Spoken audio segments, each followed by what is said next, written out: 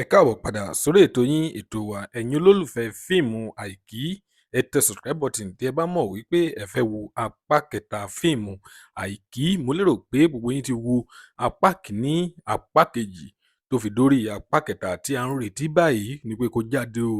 Tí ẹ bá ti wo apá kìíní àti apá kejì fíìmù Aiki, mo mọ̀ wípé ẹ kò ní lè dúró kí apá kẹta fíìmù náà kí ó jáde o.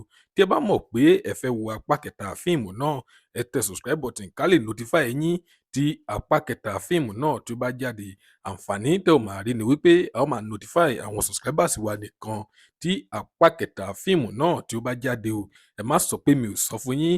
Tí ẹ bá mọ̀ wípé ẹ fẹ́ wo apá kẹta fíìmù Aiki, ẹ tẹ subscribe button ká lè notify yín tí apá kẹta fíìmù náà tí ó bá jáde. Lónìí a kò ní rí jù báyìí lọ. Tó bá jẹ́ ìgbà àkọ́kọ́ tí ẹ ń wo fídíò wa nìyí, ẹ jọ̀wọ́ ẹ tẹ subscribe button láti máa rí púpọ̀ lára àwọn fídíò wa wò. Ire lójú gbogbo wa mà rí, ó tún dọjọ́ mi ọjọ́ rẹ̀ ó dìgbà.